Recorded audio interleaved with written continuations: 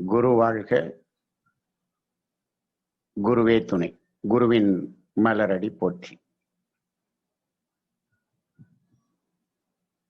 சிந்தனையை, உடல் நலத்தை சீரமைத்து உய்வித்த குருவே வாழ்க. எங்கும் நிறைந்து பறந்து விரிந்துள்ள வான்காந்த பெருவழியிலே காந்த களத்தோடு காந்த களமாய் கலந்திருக்கும் ஆசான் அருட்தந்தை வேதாத்ரி மகர்ஷி அவர்களது சூக்கும உடலோடு ஒன்று கலந்து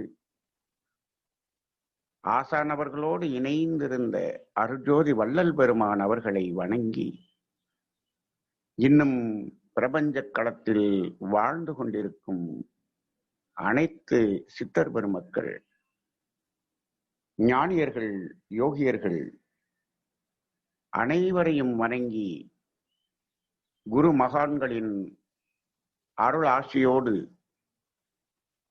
இன்றைய பயணத்தை தொடங்குவோம். குரு மகான்கள் அனைவருக்கும் வணக்கம். வாழ்க வளமுடன். நிமிர்ந்து அமர்ந்து கொள்வோம். இன்று கருமைய தவம் ஏற்ற இருக்கிறோம். தவம் எவ்வாறு செல்கிறதோ அதை ஒட்டியே அப்படியே கூடயே வாங்க. வாழ்க வளமுடன். அருட்பேராற்றில் இரவும் பகலும் எல்லா இடங்களிலும், எல்லா நேரங்களிலும், எல்லா தொழில்களிலும் உறுதுணையாகவும் பாதுகாப்பாகவும் வழிநடத்துவதாகவும் அமையட்டும். நிமிர்ந்து அமர்ந்து கொள்வோம். உடலும் மனமும் தளர்வாக இருக்கட்டும். மனம் வெறுமையாக இருக்கட்டும். மனதை வெறுமையாக்கிக் கொள்வோம். மனம் வெறுமையாக என்று சொல்லும்போது எண்ணங்கள் ஏதுமின்றி ஒரு ஆழ்ந்த அமைதி. எண்ணங்கள் எழாமல் இருப்பதற்காக சற்று நேரம் நம்மை சுற்றிலுமிருந்து எழுகின்ற ஓசைகளை, நமது காதுகளில் வந்து மோதுகின்ற இயற்கையின் ஓசைகளை மனதால் கூர்ந்து கவனிப்போம்.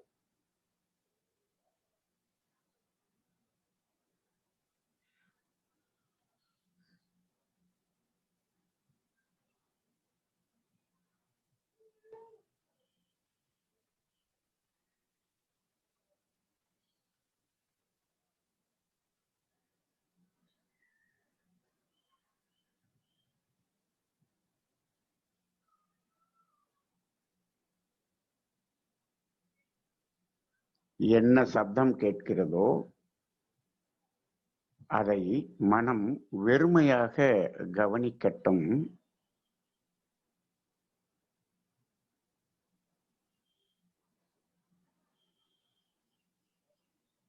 நன்றாக கூர்ந்து ஒடுங்கி கவனிங்க. இந்த மாலை வேளையிலே ஆங்காங்கே பறவைகள், பூச்சி இனங்கள் அந்த இயற்கையோடு லயமாகி எந்த எண்ணமுமின்றி வெளிப்படுத்தும் குரல் ஓசைகள், பூச்சிகளின் மெல்லிய ரீங்காரங்கள்,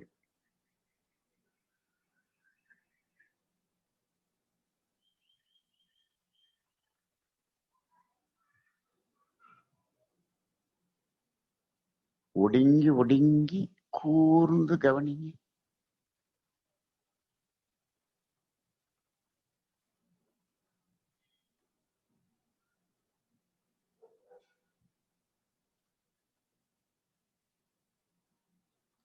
அனைத்து ஓசைகளும் இயற்கையின் காந்த தன்மாற்ற வெளிப்பாடு.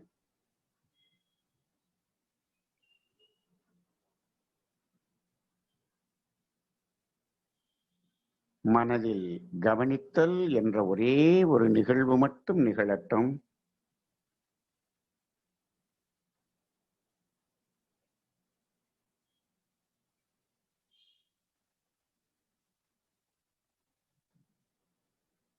ஆழ்ந்து ஒடுங்கி ஒடுங்கி ஒடுங்கி கூர்ந்து கவனிக்கின்றோம். மெல்லிய குரல் ஓசைகள் இன்னும் ஒடுங்கி செல்ல,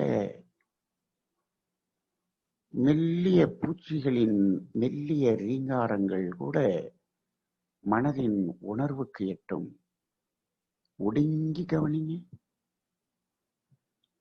இன்னும் ஒடுங்கி கூர்ந்து கவனிங்க.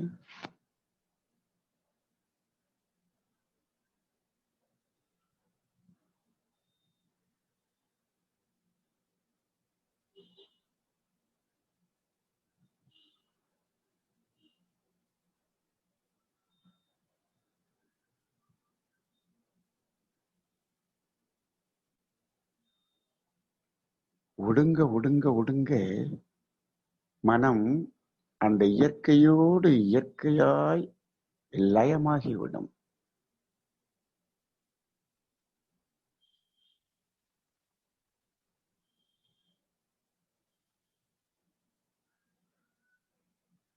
ஆழ்ந்து நுணுகி கூர்ந்து ஒடுங்க ஒடுங்க மனம் மெதுவாக, மிகவும் மெதுவாக புற சப்த அலைகளிலிருந்து விடுதலை பெறும்.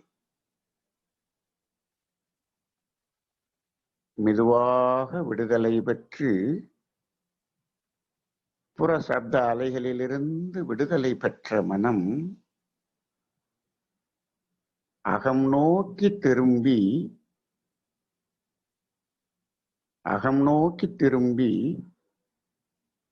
அசைவற்று அமர்ந்திருக்கும் நமது உடலையே பார்க்கட்டும். அப்படியே திரும்பி வாங்க, திரும்பி வாங்க. உடலிலிருந்து சற்று விலகி நின்ற மனம் அசைவற்று ஒரு கற்சிலை போல் அமர்ந்திருக்கும் அந்த உடலையே பார்க்கிறது. உச்சி முதல் பாதம் வரை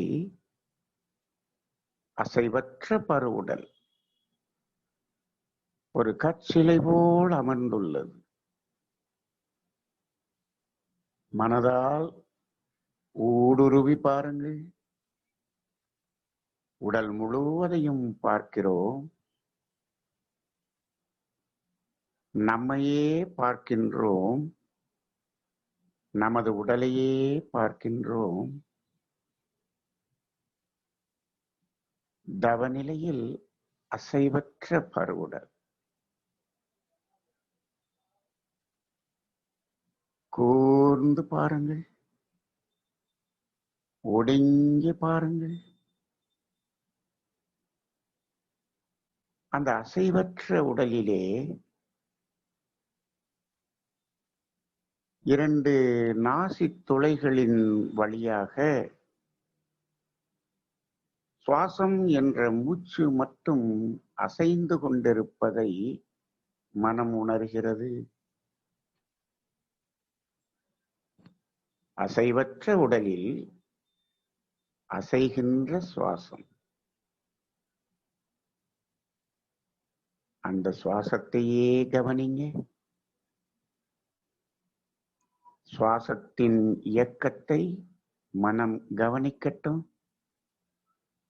இரண்டு நாசிகளின் வழியே உள்ளும் புறமுமாய் மெல்லிய அசைவாய் அசைந்து கொண்டிருக்கும் சுவாசம். அசைவற்ற உடலில் அசைகின்ற சுவாசத்தில் மனம் லயமாகிறது. அந்த சுவாசத்தோடு இணைந்து கொள்ளுங்கள். மனம் அந்த சுவாசத்தோடு லயமாகி இணைந்து கொள்ளட்டும்.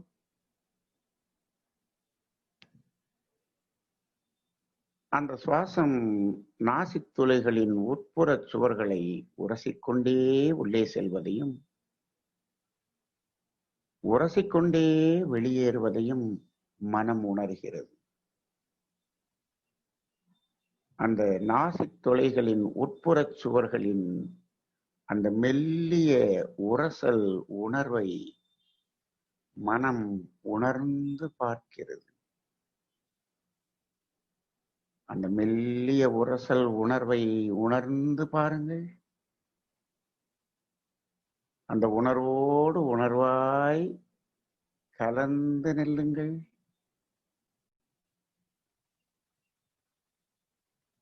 இப்பொழுது சுவாசத்தின் வேகம் படிப்படியாக குறைந்து மெல்லிய சுவாசமாக மாறும். சீரான இயக்கமாய் மெல்லிய சுவாசமாய் உள்ளும் புறமுமாய் இயங்குகின்ற சுவாசத்தோடு மனம் இணைந்து நிற்கிறது. அப்படியே அந்த சுவாசத்தோடு இணைந்து அப்படியே உடலுக்குள்ள போங்க. உடலுக்குள்ள போங்க. உடலுக்குள்ள போயிருங்க. உடலின் மையத்துக்கு போங்க. உடலின் மையத்துக்கு போங்க. உடலின் மையத்திலே அந்த சுவாசத்தின் இயக்கத்தை மனதால் கவனிங்க. உடலின் மையத்திலே மூலாதாரத்துக்கும் உச்சிக்கும் இடையே முதுகுத்தண்டின் மையத்திலே சுழுமுனை நாடியிலே மேலும் கீழுமாய் அசைகின்ற மெல்லிய சுவாசம். அந்த சுவாசத்தின் இயக்கத்தை சுழுமுனை நாடியிலே மனம் உணர்கிறது. சுவாசம் உள்ளிழுக்கும் போது மூலாதாரத்திலிருந்து உச்சிக்கும், சுவாசம் வெளியேறும் போது உச்சியிலிருந்து மூலாதாரத்துக்கும் மேலும் கீழுமாய் மெல்லிய அசைவாய் அந்த சுவாசத்தின் இயக்கம்.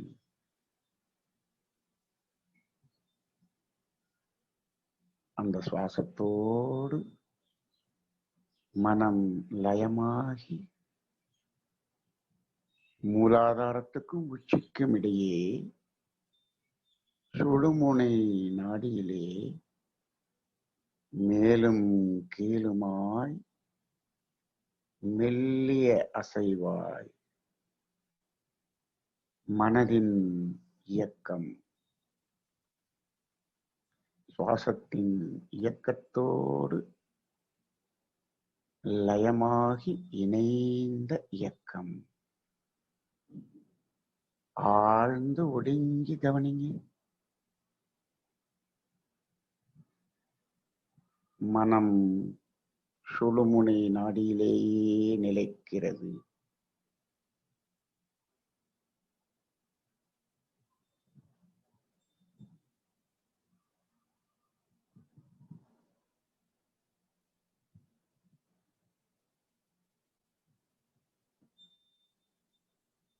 ஆழ்ந்து ஒடுங்கி ஒடுங்கி ஒடுங்கி அந்த சுவாசத்தோடு இணைந்து இயங்க இயங்க அந்த சுவாசத்தினுடைய வேகம் படிப்படியாக குறைந்து குறைந்து குறைந்து மூலாதாரத்துக்கும் ஆக்கினை மையத்துக்கும் இடையே அந்த சுவாசத்தின் இயக்கம் மெல்லிய இயக்கமாய் அசைவதை உணருங்கள். மூலாதாரத்துக்கும் ஆக்கினை மையத்துக்கும் இடையே சுழுமுனை நாடியிலே அந்த சுவாசத்தின் மெல்லிய இயக்கம், அதனோடு மனம் இணைந்து இயங்கட்டும்.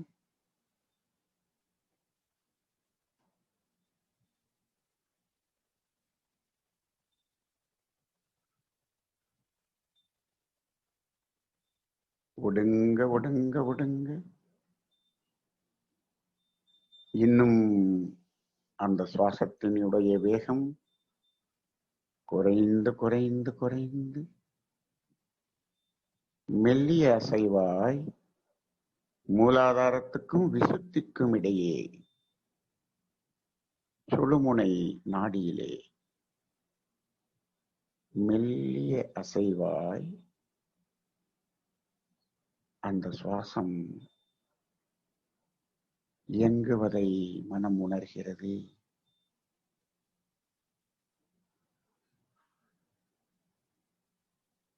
மூலாதாரத்துக்கும் விசுத்திக்கும் இடையே சுழுமுனை நாடியிலே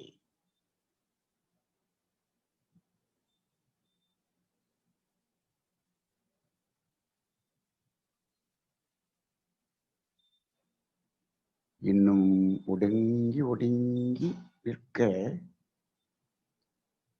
மேலும் மேலும் மேலும் சுவாசத்தின் இயக்க வேகம் குறைந்து குறைந்து குறைந்து மூலாதாரத்துக்கும் அநாகதத்துக்கும் இடையே சுழுமுனை நாடியிலே அந்த மெல்லிய இயக்கத்தை உணருங்கள்.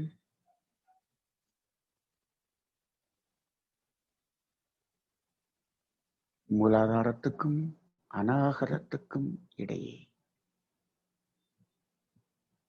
முதுகுத்தண்டின் மையத்திலே சுழுமுனை நாடியிலே சுவாசத்தின் மெல்லிய இயக்கம், அதனோடு லயமாகி இயங்குகின்ற மனதின் இயக்கம் இன்னும் ஒடுங்கி ஒடுங்கி ஒடுங்கி வாங்க. இன்னும் ஒடுங்கி வாங்க. மேலும் மேலும் மேலும் அந்த சுவாசம் இன்னும் மெல்லியதாய் மூலாதாரத்துக்கும் மணிப்பூரகத்துக்கும் இடையே சுழுமுனை நாடியிலே மேலும் கீழுமாய் அசைவதை உணருங்கள்.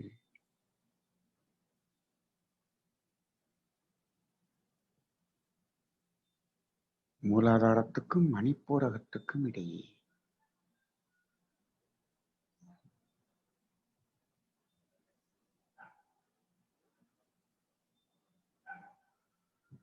இன்னும் ஒடுங்க ஒடுங்க ஒடுங்க. மூலாதாரத்துக்கும் சுவாதிஷ்டானத்துக்கும் இடையே மெல்லிய சுவாசத்தின் இயக்கம், மூலாதாரத்துக்கும் சுவாதிஷ்டானத்துக்கும் இடையே சுழுமுனை நாடியிலே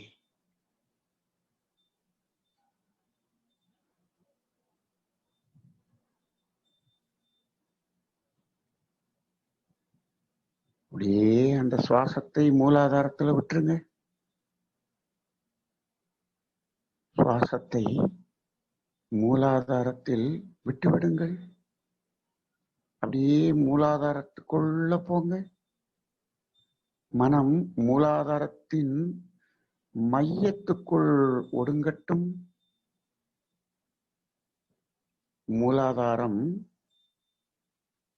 மூலாதாரத்தின் மையம் ஒடுங்கி வாங்க, ஒடுங்கி வாங்க. மூலாதாரத்தின் மையத்திலே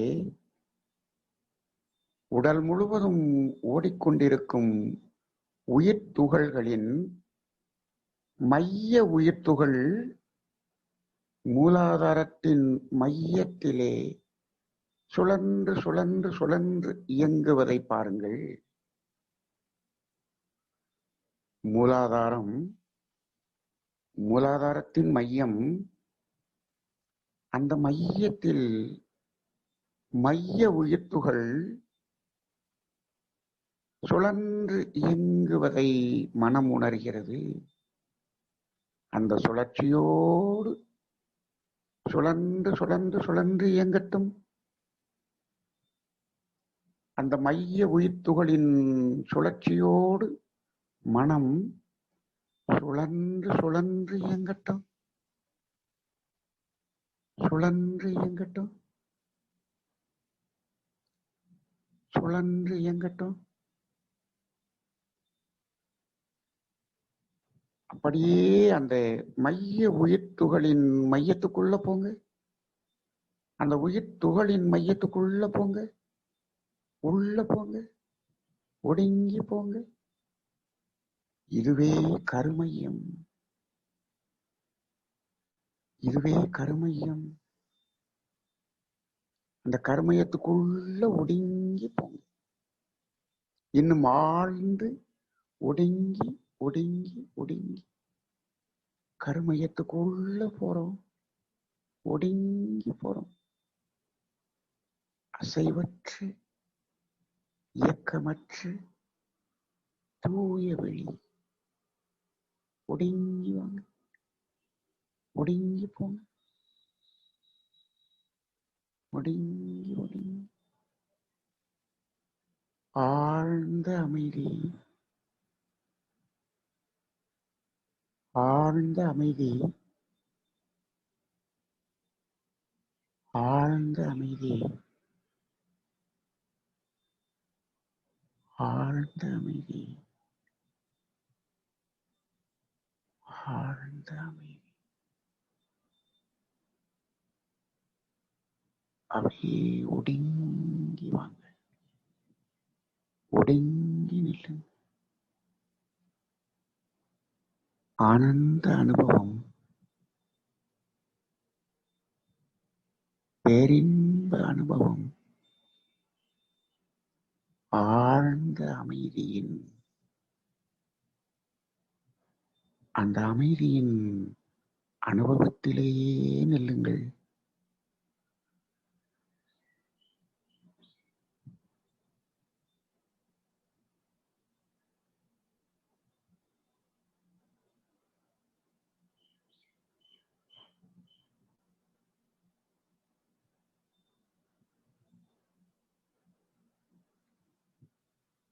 அமைதி அனுபவத்தில், அந்த ஆனந்த அனுபவத்தில் மனம் நிலைக்கட்டும்.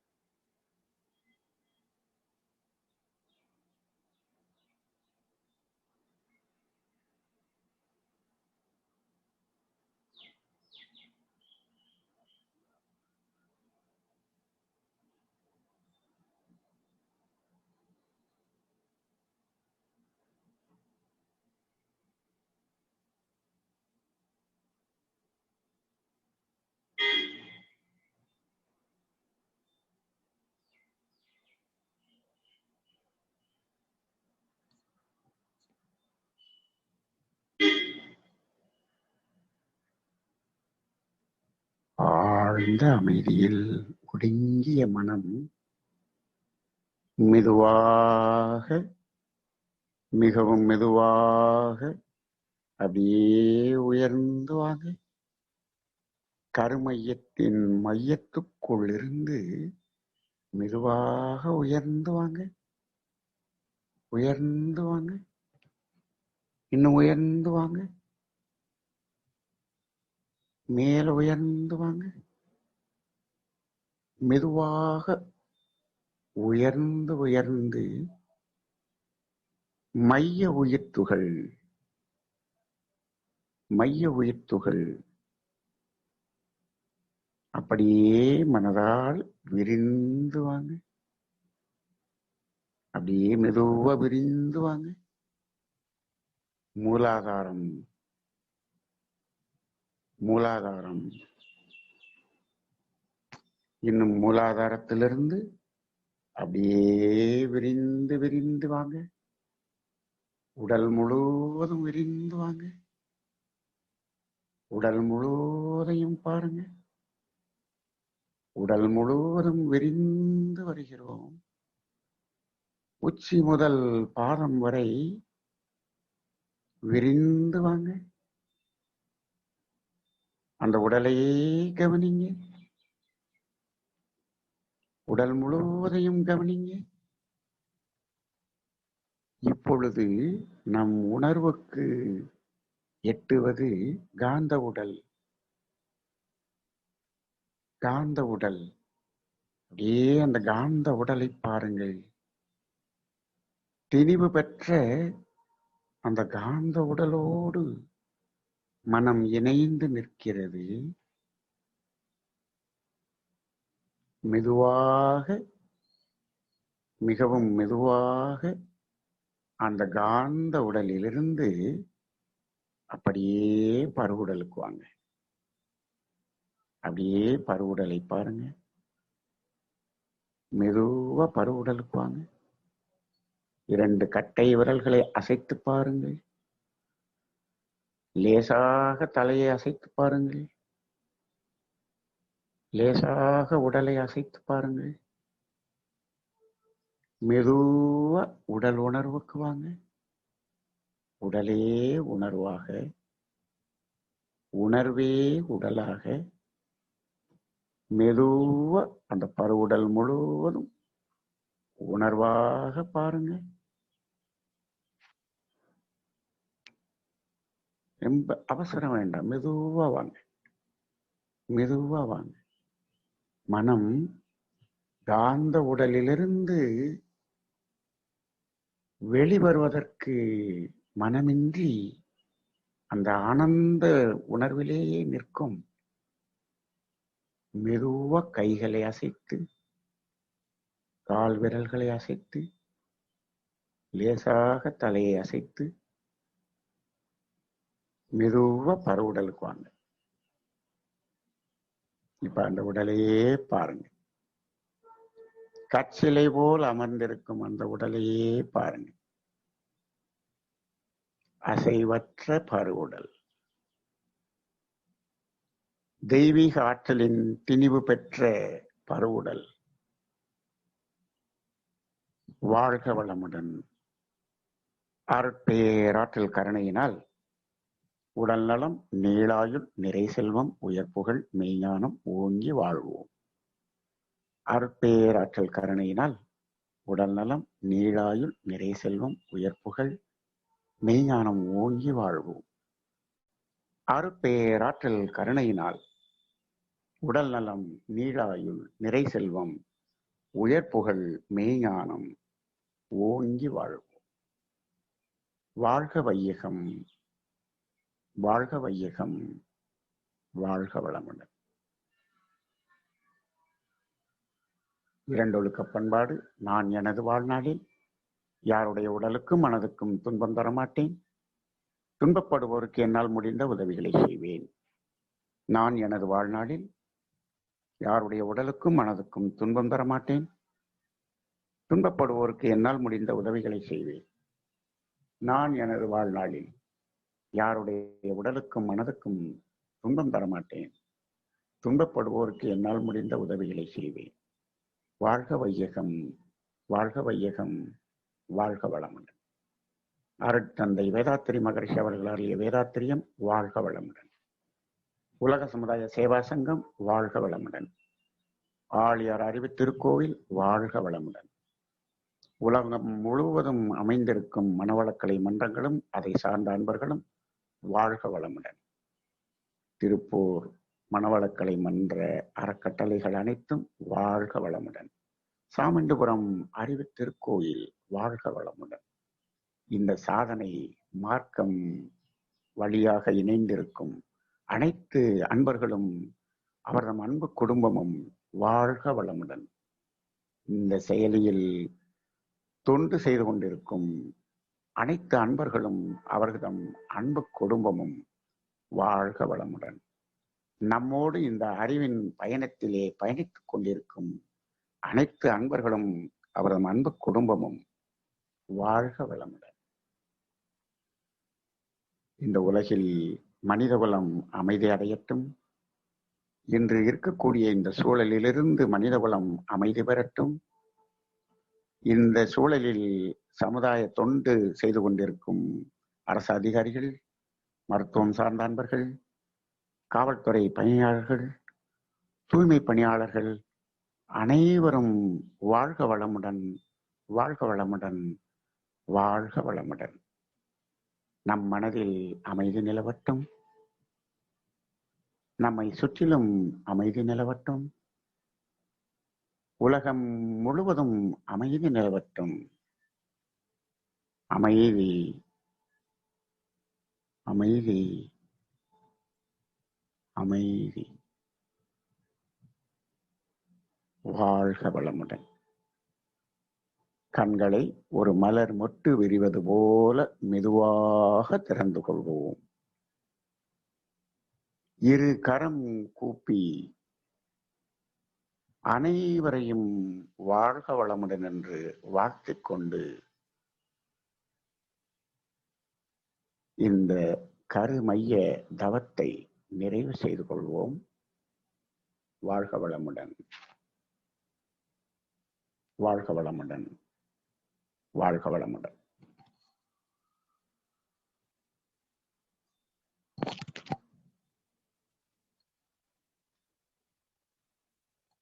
மெய்யன்பர்களே, அறிவின் பயணம் என்ற இந்த பயணத்திலே நாம் சென்ற வாரம் நம் உடல், மனம், உயிர் என்ற மூன்றையும் எடுத்துக்கொண்டு இந்த மூன்றும் எதை சார்ந்து வாழ்ந்து கொண்டிருக்கிறது என்பதை புரிந்து கொள்ளும் ஒரு விளக்கத்திற்குள்ளாக பயணித்துக் கொண்டிருக்கிறோம். இந்த உண்மையை புரிந்து கொள்ளும் போதுதான் மனிதன் மயக்கத்திலிருந்து விடுதலை பெற முடியும். உண்மையை சொல்லப் போனால் இந்த உண்மையை உண்மையாக உணர்ந்த நிலையில் இருப்பது ஐந்தறிவு ஜீவன்கள். மனிதன்தான் அதிலிருந்து ஒரு மயக்க நிலையில் தடுமாறி தடம் மாறி எங்கோ செல்ல வேண்டிய பயணம் ஏதோ ஒரு இடத்தில் போய் ஒரு பனிப்பாறையில் முட்டி நின்று கொண்டிருக்கிறது. இப்பொழுது நாம் தடுமாறிய இடத்திலிருந்து முட்டி மோதி நிற்கும் இடத்திலிருந்து மீண்டு வர வேண்டும். சரியான பாதைக்கு முதலில் வர வேண்டும். அதன் பிறகுதான் நமது பயணத்தை தொடர வேண்டும். அவ்வாறு மனம் திருந்துவதற்காகத்தான் இந்த மூன்று விஷயங்களையும் எடுத்து நாம் சிந்தனை செய்து கொண்டிருக்கின்றோம். சென்ற வாரம் உலக பொருள்கள் எல்லாம் எதை சார்ந்தது, உலக பொருள்கள் அனைத்தும் எதை சார்ந்தது என்பதை பற்றி சிந்தனை செய்தோம். அதில் நமக்கு கிடைத்த விடை, உலக பொருள்கள் அனைத்தும் உடலை சார்ந்தது என்று புரிந்து கொண்டோம். இன்னும் உறுதியாக சொல்ல வேண்டும் என்று சொன்னால், அவை அனைத்தும் உடலை மட்டுமே சார்ந்தது. உண்மையிலே உடலை மட்டுமே சார்ந்தது. ஆக அந்த உடல் சார்ந்த உலகப் பொருள்களை எப்பொழுது மனம் சார்ந்ததாக நாம் மயக்கத்தில் மாற்றிவிட்டோமோ அப்பொழுதுதான் ஒவ்வொரு வீட்டிலும் ஒவ்வொரு நாட்டிலும் பொருள்கள் குவிய ஆரம்பித்தது. பொருள்களுக்காக வீடை மாற்றினான் மனிதன். மகரிஷி அவர்கள் சொல்வார்கள், அனுபோக பொருள்கள் கூட கூட உடல் நலம் கெடும் என்று சொல்வார்கள். இப்போ அனுபோக பொருள்கள் கூட கூட அதற்கு தகுந்தாற்போல் வீட்டை விரிவுபடுத்திக் கொண்டே செல்கின்றான் மனிதன். அவ்வாறு அந்த அனுபோக பொருள்கள் வீடு முழுவதுமாக நிரம்பி இருக்கிறது. அந்த உடல் அனுபவத்திற்கு என்று பார்க்கும்போது அதில் ஒரு குறிப்பிட்ட சதவிகிதம்தான் அந்த உடலோடு தொடர்பு கொள்கிறது.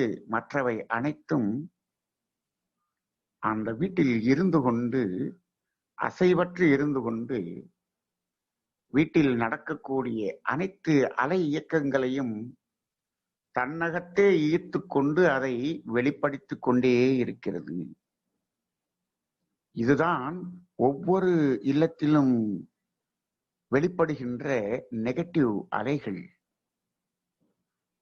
அந்த நெகட்டிவ் அலைகள் முழுவதையும் அசைவற்று இருக்கக்கூடிய அந்த பொருள்கள் ஈர்த்து வெளிப்படுத்தும். இது நான் சென்ற வாரம் அது கூறினேன்னு என்னமோ தெரியவில்லை. ஆரம்ப காலத்தில் நமது கேஜி சாமி ஐயா அவர்கள் புதுச்சேரியில் பணியில் இருக்கும்போது மகரிஷி அவர்கள் புதுச்சேரி செல்வதுண்டு. பஸ் ஸ்டாண்ட்ல இறங்கி ஆட்டோ பிடிச்சு கேஜி சாமி ஐயாவுடைய வீட்டுக்கு போவாங்க. வீட்டுக்கு போறப்ப அந்த போவதற்கு முன் அவர் எப்ப வர்றாருன்னு தெரியாது. அப்போ இதை நான் சொல்லியிருக்கேன்னு நினைக்கிறேன். கேஜி சாமி ஐயாவுக்கும் அவருடைய மனைவிக்கும் ஒரு சின்ன மனஸ்தாபத்துல கொஞ்சம் ஒரு சச்சரவு பேசிக்கொண்டிருக்கிறார்கள். கதவை தட்டும் சத்தம் கேட்கிறது. மகரிஷி வந்துட்டார் போட்டிருக்கு அப்படின்னு சொல்லிட்டு இவங்க அப்படியே முகத்தை மாற்றிக்கொண்டு கதவை திறக்கிறாங்க. மகரிஷி வந்து உட்காடுறாங்க. உட்கார்ந்து கொஞ்ச நேரத்துல, என்ன சாமி எப்படி இருக்கீங்கன்னு பேசிட்டு இருக்கும்போது, அதெல்லாம் இருக்கட்டும், என்ன பிரச்சனை உங்களுக்குள்ளன்னு கேட்டார். ஒண்ணும் இல்லையே சாமி, ஒண்ணும் இல்லை, சும்மா சொல்லுங்க, ஏதோ பிரச்சனை ஓடிக்கிட்டு இருந்துச்சுன்னாரு. அப்போ என்ன சாமி, எப்படி சாமி சொல்றீங்க? அப்போ அவர் சொன்னார், அந்த லைட்டு சொல்லுது, அந்த கதவு சொல்லுது, அந்த ஜன்னல் சொல்லுது, எல்லாமே சொல்லுதுல்ல அப்படின்னார். அப்போ அவ்வாறு இந்த பொருள்கள் அத்தனை அலைகளையும் வாங்கி வைத்துக் கொண்டு இந்த இல்லம் முழுவதும் அதை வெளிப்படுத்திக் கொண்டே இருக்கிறது. அதற்காகத்தான் போகி பண்டிகை என்ற ஒரு பண்டிகை. அப்பயாவது இருக்கிற எல்லா பொருள்களையும் எடுத்து அதை விளக்கி கழுவி அதை நிறைய நெகட்டிவ் எல்லாம் எடுத்துட்டு அப்புறமேலு மீண்டும் வச்சிருவாங்க. மீண்டும் வைக்கிறதுக்கு முன்னாடி வீடு முழுதும் ஒயிட் வாஷ் பண்ணுவாங்க, வெள்ளை அடிப்பாங்க. அந்த காலத்துல வருடத்துக்கு ஒரு முறை வெள்ளை அடிப்பாங்க. அது எதற்காக என்று சொன்னால் அந்த நெகட்டிவ் எல்லாம் மாறுறதுக்காக. இப்பொழுது நாமெல்லாம் ஒரு பெயிண்ட் அடிச்சிட்டோம் அப்படின்னு சொன்னோம்னா 10 வருஷத்துக்கு அதை அடிக்க தேவையில்லை என்று சொல்கிறோம். அது டெக்னாலஜி வளர்ந்து விட்டது. ஆனால் அங்க இருக்கக்கூடிய நெகட்டிவ் எல்லாம் எமிட் பண்ணிக்கிட்டு இருக்கிறதே, அதை எப்படி மாற்றுவது? அதற்கு எங்க இருக்கிறது டெக்னாலஜி? அப்ப டெக்னாலஜி முழுவதும் அந்த நெகட்டிவ் விஷயங்களை மேம்படுத்துவதாகவே இப்பொழுது சமுதாயத்தில் இருக்கிறது. அந்த அடிப்படையிலே அந்த பொருள்களை குறைக்க வேண்டும் என்று சொன்னால், இது உண்மையிலேயே இந்த பொருள் எதை சார்ந்தது என்பதை உணராமல் குறைக்க முடியாது. அப்ப இந்த பொருள்கள் அனைத்தும் உடலுக்காக மட்டுமே என்று சொல்லும்போது அப்போ அந்த உடல் சௌகரியத்துக்காக எடுத்துக்கொள்ளலாம், இருந்தாலும் அது பயன்பாட்டில் இருக்க வேண்டும். பொருள்கள் வாங்குவது என்பது அது பயன்பாட்டில் இருக்க வேண்டும். பயன்பாட்டில் இல்லாத பொருள்கள் வீட்டில் இருக்க வேண்டியதில்லை. அதை பயன்படும்படியாக யாருக்காவது கொடுத்து விட வேண்டும் என்ற ஒரு நிலைக்கு தான் நம்ம போன வாரம் நம்ம அதை முடிச்சோம். ஆக இதை நீங்கள் ஒரு வாரம் ஆய்வு செய்திருப்பீர்கள் என்று நம்புகிறேன். இப்பொழுது அடுத்த பாட்டுக்கு போவோம். என்ன உறவுகள் அனைத்தும் எதை சார்ந்தது என்று சொல்கிறோம். உறவுகள் அனைத்தும் மனம் சார்ந்தது என்று நாம போன தடவை ஆன்சர் எழுதிட்டோம். மனம் சார்ந்தது. சரிங்க சார், இது மனம் மட்டும்தான் சார்ந்ததா? இப்ப நிறைய பேருக்கு ஒரு என்ன ஒரு சந்தேகம் வந்திருக்கும்னா, இல்ல சார் இது இரண்டும் சார்ந்ததாக வருகிறதே அப்படிங்கிற மாதிரி தோணும். உலக பொருள்கள் உடலையும் சார்ந்தது மனதையும் சார்ந்ததுன்னு வச்சுக்கலாமே அப்படின்னு அந்த மனம் சப்பக்கட்டு கட்டும். அது அப்படி வச்சுக்கலாமே, கொஞ்சம் உடலையும் சார்ந்தது மனதையும் சார்ந்தது அப்படி அப்படி வச்சுக்கலாமே அப்படின்னு சொன்னா அங்கதான் பிரச்சனை. மனம் சார்ந்ததாக ஆக்கிட்டோம் அப்படின்னு சொன்னோம்னா அதுல உடல் சார்ந்தது ரொம்ப ஒரு 10% தான் இருக்கும், மனம் அங்க 90% போய் நிற்கும். அப்படி முத்தி போய் தான் இன்னைக்கு நம்ம இவ்வளவு வாங்கி வச்சிருக்கோம்.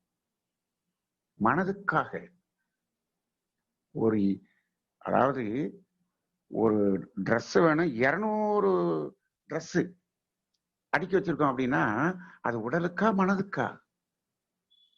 ஒரு சட்டையை போட்டு அதுக்கு மேல இன்னொரு சட்டை போட்டு அப்படியே ஒரு 10 சட்டையை நம்ம போட்டுக்க முடியுமா? முடியாது. அந்த உடல் ஒரே ஒரு சட்டை தான், அதுக்கு மேல இருந்தா அது என்ன பண்ணும்? அந்த உடலே சொல்லும், அந்த சட்டையை கலட்டி போடுறான்னு சொல்லும், என்னால முடியலன்னு சொல்லும். அப்போ எது ஒன்றும் அந்த உடல் என்ன தேவை அளவுக்கு கேட்கிறதோ அந்த அளவுக்கு கொடுத்தால் அதுவும் ஆரோக்கியமாக இருக்கும். இல்லை என்று சொன்னால் அது அதை எதிர்க்கும். அப்போ அந்த அடிப்படையில் அது உடலை மட்டும் சார்ந்தது அப்படின்னு வச்சுட்டு தான் நம்ம பார்க்கணும். அதாவது சார் இப்போ ஒரு 5% அந்த மனதுக்கு வச்சுக்கலாமா சார் அப்படின்னு சொன்னா பரவாயில்ல, வச்சுக்கலாம். ஆனால் அந்த 5ல நிக்குமா? அந்த நிக்கக்கூடிய அளவுக்கு மனதுக்கு பக்குவம் இருக்கிறதா என்று பார்க்க வேண்டும். ஏன்னா இந்த மனம் இருக்கிறதே இது பொல்லாத மனம். இல்ல இல்ல நான் இந்த இது மட்டும்தான் அப்படின்னு சொல்லும். அதுக்கு உள்ள போன பிறகு அப்புறமேல் தான் தாவும். இது நம்ம அடிக்கடி நம்ம அனுபவத்துல பார்த்திருப்போம். நிறைய பேர் சொல்லுவாங்க, நான் இந்த வீடு கட்டி முடிச்சுட்டு ஒரு 25 லட்சம் பேங்க்ல போட்டுட்டேன்னா அதுக்கப்புறம் முழுக்க முழுக்க முழுக்க மன்ற பணிக்கு மட்டுமே சேவை செய்ய வந்து விடுவேன் அப்படின்னு அந்த மனம் சொல்லும். அந்த 25 லட்சம் வந்த உடனே அந்த மனம் தாவிரும். அந்த மனம் அதுல நிக்காது. இதுதான் அனுபவம். அப்போ அதனால நம்ம என்ன பண்ணுவோம்? ஆன்சரை இது உடலை மட்டுமே சார்ந்ததுன்னு வச்சுக்குவோம். இப்போ உறவுகள் என்பது மனம் சார்ந்தது. மனம் சார்ந்ததா? மனம் மட்டுமே சார்ந்ததா? இங்க உடலுக்கும் அதுக்கும் சம்பந்தம் இல்லையா அப்படின்னு பார்த்தா இதுல எப்ப உடல் அப்படின்னு வந்துட்டீங்களோ அப்ப அந்த உடலை சார்ந்த பொருளும் வந்துவிடும். இந்த உறவுகள்ல பாத்தீங்கன்னா இது மனம் மட்டுமே சார்ந்ததாக இருந்தால்தான் அது உண்மையான உறவாக இருக்கும். அதுல உடலை இணைத்தோம் என்று சொன்னால் எப்போ உடலை இணைக்கிறீங்களோ அப்ப என்ன ஆயிரும்னா அந்த உடலோடு இணைந்திருக்கக்கூடிய அனைத்து பொருள்களும் இணைந்து விடும். அங்கதான் பிரச்சனை வந்துடும். பெரும்பாலும் உறவுகள்ல இருக்கக்கூடிய பிரச்சனைக்கு காரணம் என்ன என்று சொன்னால் இதை உடல் சார்ந்ததாக பார்த்து அந்த உடலிலிருந்து அந்த பொருள் சார்ந்ததாக போய் அங்க போய் தான் அது பிரச்சனையை கிளப்பும். அங்கதான் உறவு முடியும். பெரும்பாலான உறவுகள் முடிவதற்கு காரணமாக இருப்பது பார்த்தீங்கன்னா பொருள். அது ஏன் பொருள் அப்படின்னு பார்த்தோம்னா, இது மனம் சார்ந்ததாக இருக்கக்கூடிய உறவை உடல் சார்ந்ததாகவும் உடலை சார்ந்த பொருள் சார்ந்ததாகவும் பார்க்கின்ற ஒரு பார்வையில் மட்டுமே அங்கு பிணக்கு ஏற்படும். அப்படி இல்லைன்னா அந்த உறவில் பிணக்கு ஏற்படவே ஏற்படாது. அப்போ இந்த உறவுகள் அனைத்தும் மனம் மட்டுமே சார்ந்தது என்று நாம பார்க்கணும். அப்ப எந்த உறவுகள், அது எந்த உறவாக இருந்தாலும் சரி, அதை மனம் சார்ந்ததாக இருந்தால் அதுதான் உண்மையான உறவு. அது என்னவா மாறிடக்கூடாது, பணம் சார்ந்ததாக மாறிவிடக்கூடாது.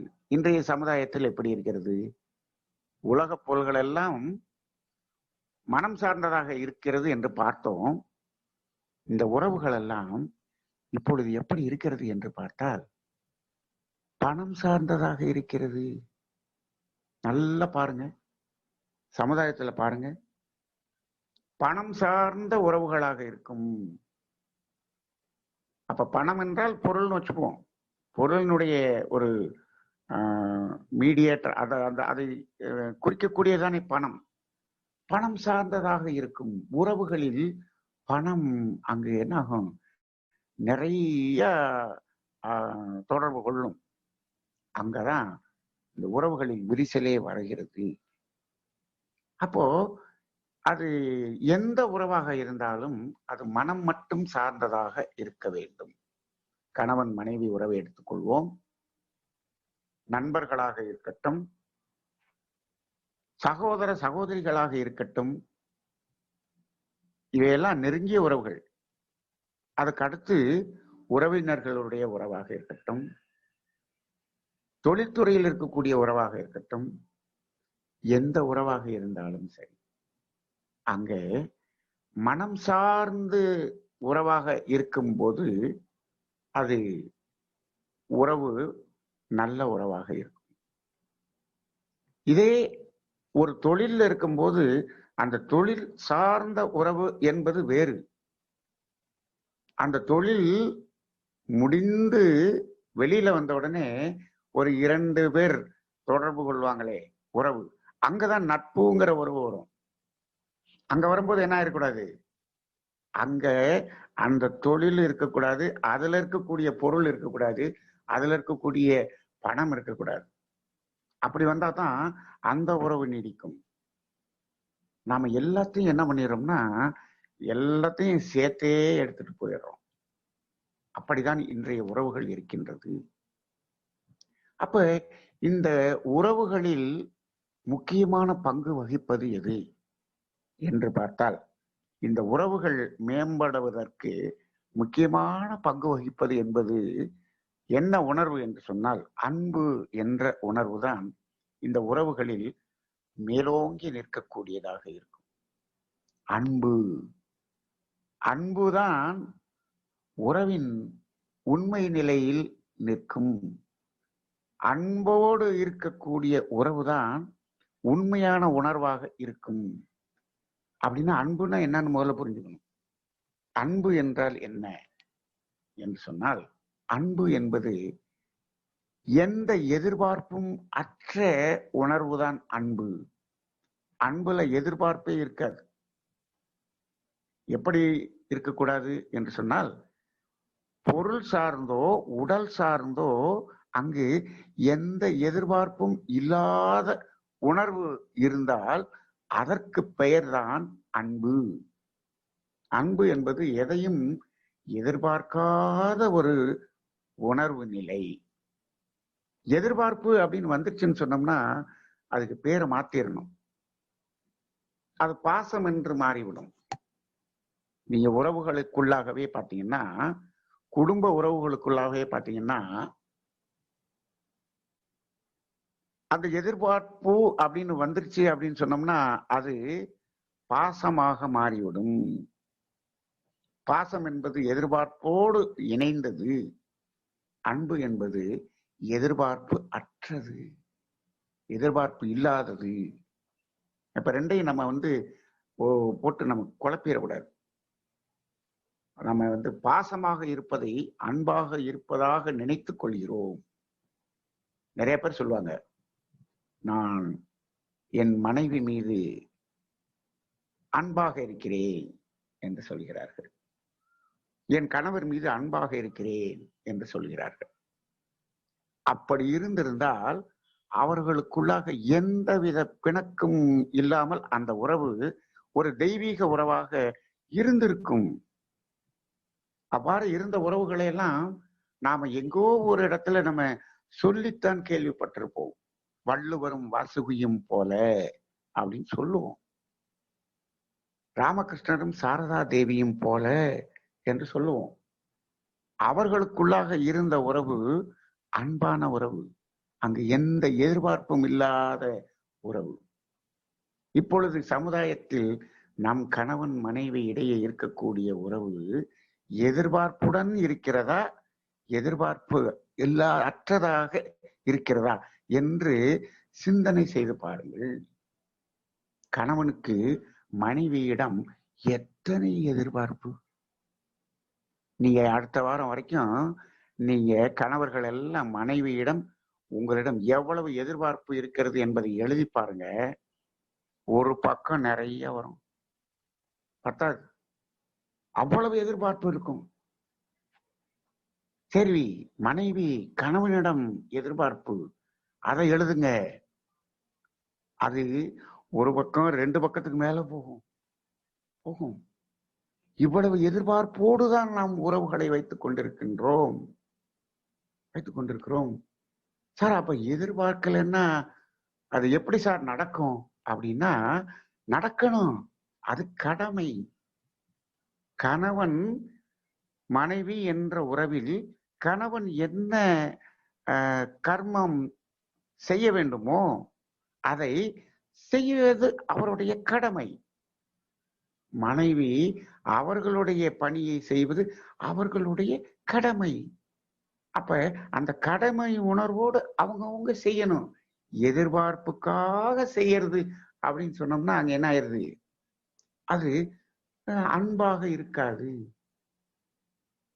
அப்ப அது அந்த உறவு ஒரு பாசம் என்ற உணர்வாக மாறிவிடும்.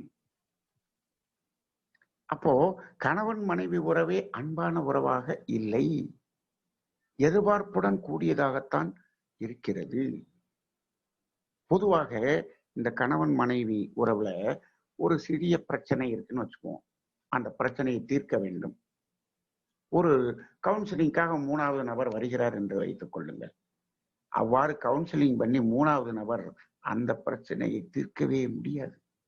அவர் என்ன சொல்லுவார்னா, சில தத்துவ விளக்கங்களை சொல்லுவார். இப்படியெல்லாம் இருக்குன்னு சொல்லுவார். சில உதாரணங்களை சொல்லுவார், சில தத்துவங்களை சொல்லுவார், வாழ்க்கை தத்துவங்களை சொல்லுவார். இதெல்லாம் சொல்லலாம். நாம எல்லாத்தையும் சொல்லுவோம். நம்ம இயற்கை நீதியை சொல்லுவோம், அந்த விதின்னு சொல்லுவோம், அதாவது பதிவுகளை பற்றி எல்லாத்தையும் சொல்லலாம், தத்துவங்கள் எல்லாம் சொல்லலாம். சொன்ன பிறகு எல்லாத்தையும் சொல்லிட்டு அந்த உண்மையான அந்த கவுன்சிலிங் சொல்றவரு கடைசியாக ஒரு வார்த்தையை சொல்லிவிட்டு சென்று விடுவார்.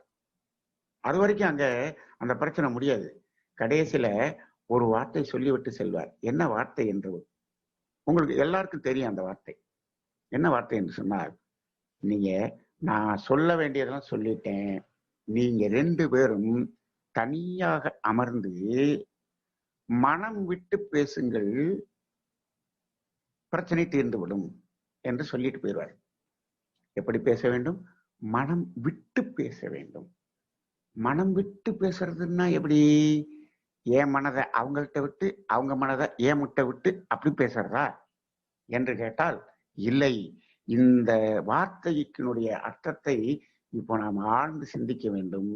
மனம் விட்டு பேச வேண்டும். எதை விட்டு பேச வேண்டும்? ஏதோ ஒன்னை விட்டுட்டு மனம் பேசணும்னு அவர் சொல்றார். மனம் விட்டு பேசுங்கள்னா என்னத்தம்னா, இந்த மனம் எதையோ பிடிச்சிக்கிட்டு பேசிக்கிட்டு இருக்குது, அதை விட்டுட்டு பேசுங்கப்பா. அந்த அம்மா எதையோ பிடிச்சிக்கிட்டு பேசிக்கிட்டு இருக்கு. அந்த அம்மா மனம். அந்த அம்மா மனம் அந்த பிடிச்சிக்கிட்டு இருக்கிறத விட்டுட்டு பேசட்டும்.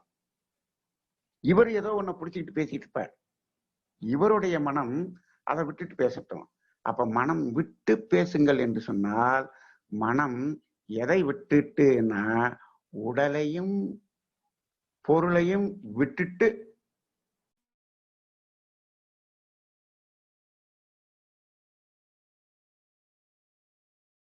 பேசும்.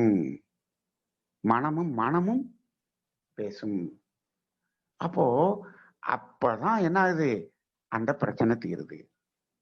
அப்போ அங்க என்னாச்சு, அந்த மனம் உடலையும் பொருளையும் விட்டுட்டு மனமாக பேசுறான். 2 பேரும் பேசும்போது அது அன்பாக மலர்ந்து விடும். அந்த உறவு தெய்வீகமான உறவாக மாறும். இதுதான் மனம் விட்டு பேசுங்கள் இப்படின்னு பொதுவா சொல்லுவாங்க. 2 பேர் தனியா உட்கார்ந்து மனசு விட்டு பேசுங்க, எல்லாமே சரியாயிரும். மனசு விட்டுட்டு பேசணும். ஆனால் நிறைய இடங்கள்ல மனம் நிறைய விஷயத்தை பிடித்து கொண்டு பேசுகிறது. அந்த விஷயங்கள் எல்லாமே எதை சார்ந்து இருக்கும் என்று சொன்னால், உடல் சார்ந்ததாகவோ பொருள் சார்ந்ததாகவோ இருக்கும். இப்போ அந்த உடல் சார்ந்ததாகவோ பொருள் சார்ந்ததாகவோ இருக்கும்போது அங்க என்ன ஆயிரும்னா, அதுல ஒரு ஈகோ சார்ந்ததாக இருக்கும். அதுல ஒன்னொன்னா தொக்கி போயிரும். அப்ப இந்த உடல் சார்ந்ததாக பொருள் சார்ந்ததாக இல்லாமல் மனமும் பேசும்போது தெய்வீக உறவாக இருக்கும். அதுதான் அன்பெனும் உறவு. அதுதான் உண்மையான உறவு. அப்ப அங்க பிணக்கு வருவதற்கு வாய்ப்பு இருக்கிறதா? இல்லை. ஆனால் இப்போ நாம உறவை தேடும் போதே எப்படி தேடுகிறோம் என்று சொன்னால், மனம் சார்ந்த உறவாக தேடுவதில்லை. ஒரு பையனுக்கு ஒரு பொண்ணு பார்க்கணும் அப்படின்னு சொன்னோம்னா, அந்த பையனுக்கு ஒரு உறவை தேடுகிறோம் என்று அர்த்தம். அந்த பையனுக்கு ஒரு பெண் உறவை தேடுகின்றோம். அந்த உறவை எவ்வாறு தேட வேண்டும்? மனம் சார்ந்த உறவாக தேட வேண்டும்.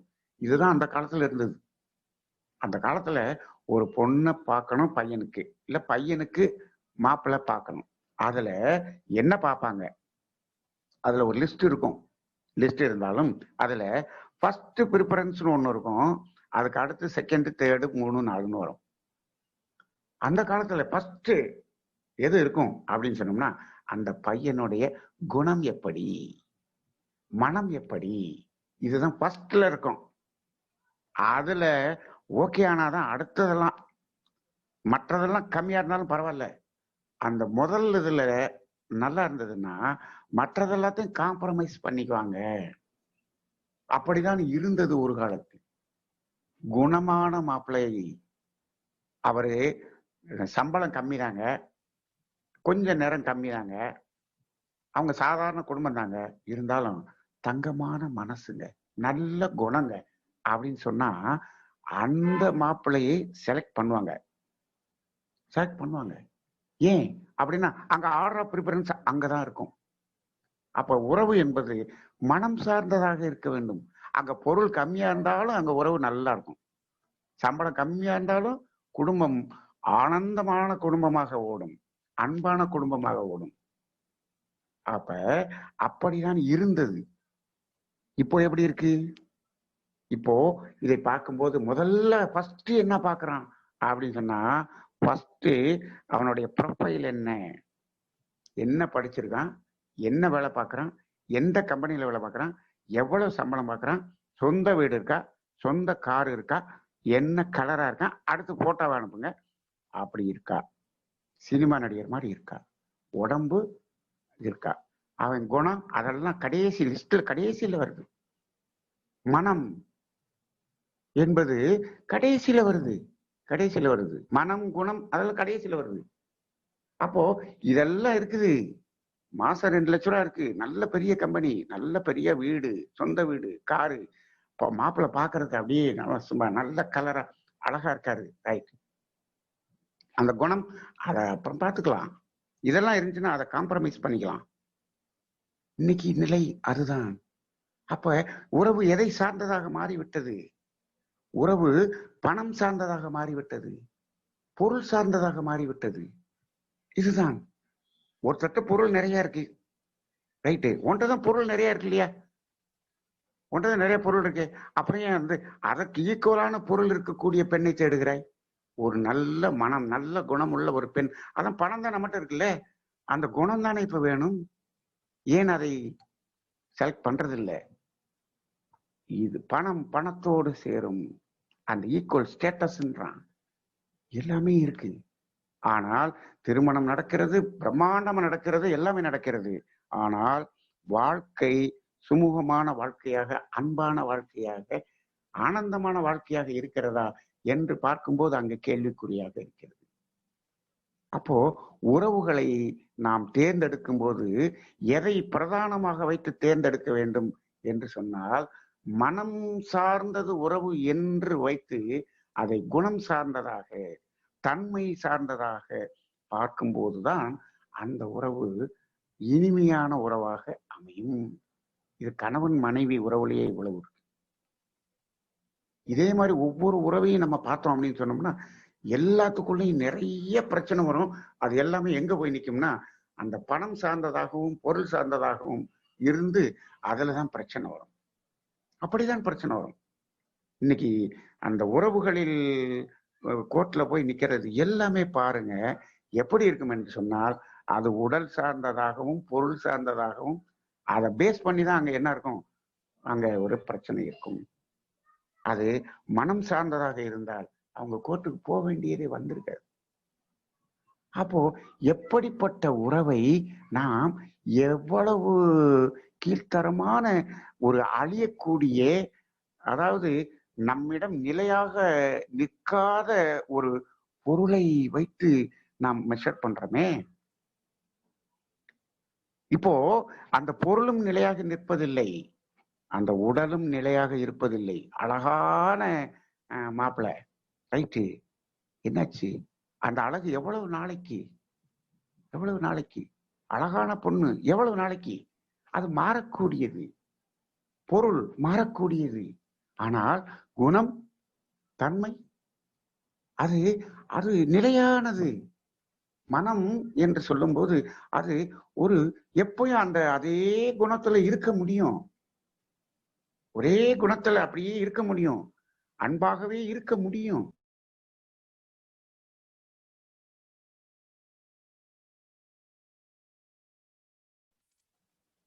எண்பது வயசுலயும் அன்பாக இருக்க முடியும். அப்ப அந்த மனம் அந்த அன்பு என்ற தன்மையில் நீடித்து நிலைத்து நிற்க முடியும். ஆனால் உடல் இருக்க முடியுமா? இருக்காது, மாறிவிடும். பொருள் இருக்குமா? மாறிவிடும், அழிந்துவிடும், சொல்ல முடியாது. அப்போ எதை வைத்து நாம் இந்த உறவுகளை தேர்ந்தெடுக்கின்றோம் என்று பார்க்கும்போது இன்றைக்கு சமுதாயம் மனம் சார்ந்த உறவை பணம் சார்ந்த உறவாக மாற்றிவிட்டது. அப்போ ஒரு இருவருக்கு இடையே ஒரு கான்வர்சேஷன் நடக்குதுன்னு வச்சுக்குவோம். ரெண்டு பேர் பேசிக்கிட்டு இருக்காங்க. எப்படி பேசிக்கிட்டு, என்ன பேசிக்கிட்டு இருக்காங்கன்னா, எது வேணாலும் பேசட்டும். அங்க உடல் சார்ந்தோ பொருள் சார்ந்தோ அவரிடமிருந்து எந்த எதிர்பார்ப்பும் இல்லாமல் பேசிக்கொண்டிருந்தால் அது அப்படிப்பட்ட ஒரு அற்புதமான ஒரு நட்பான உறவாக இருக்கும். இது ஆணுக்கு ஆண் தான் பேச வேண்டும், பெண்ணுக்கு பெண் தான் பேச வேண்டும், அப்படியெல்லாம் எதுவும் இல்லை.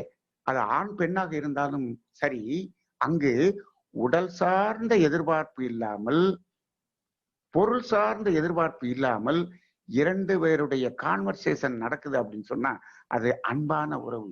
அங்க எந்த தப்பும் நடக்காது, எந்த தப்பு நடக்காது. அதுதான் உறவு. இந்த உறவை நீங்க ஃபீல் பண்ணணும்னா நான் ஒரு சின்ன ஒரு இன்சிடென்ட் சொல்றேன்.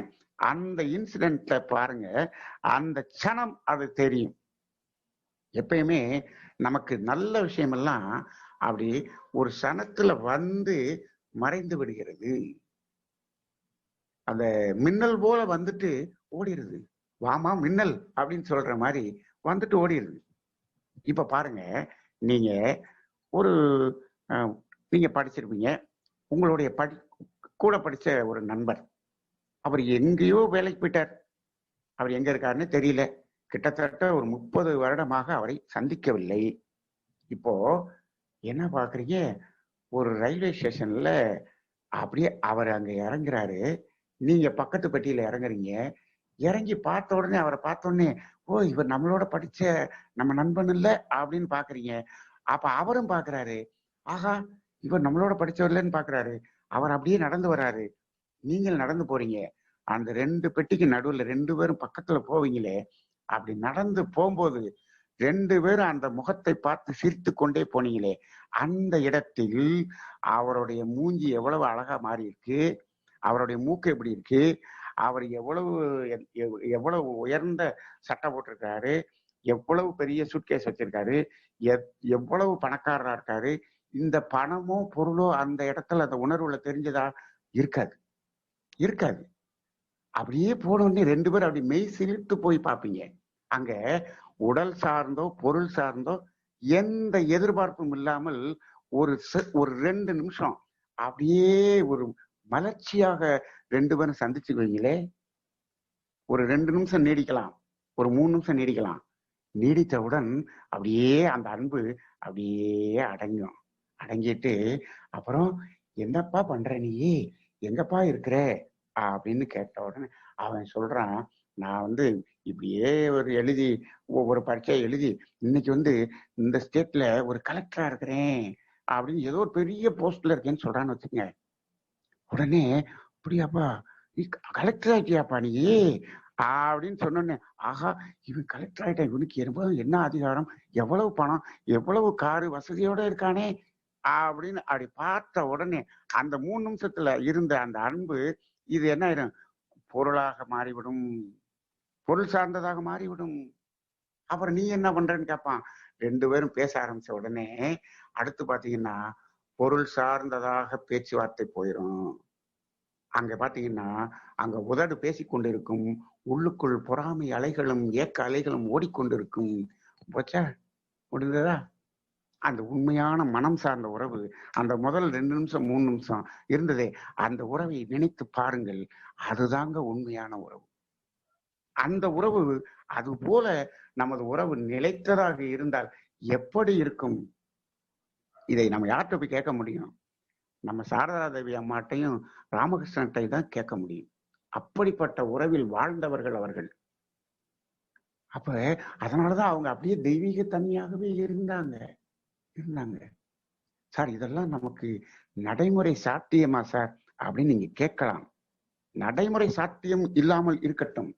நம்ம எப்படின்னா 100% முயற்சி செய்தால் ஏதோ ஒரு 25% அதை நெருங்குவோம் இல்லையா?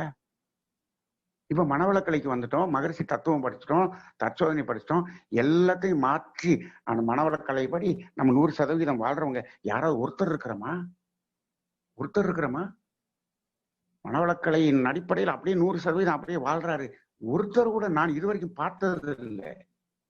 வேதாத்திரி மகர்ஷியை தவிர வேற யாரையும் பார்த்தது இல்லை. அவ்வளவுதான். அவர் ஒருத்தர் தான்.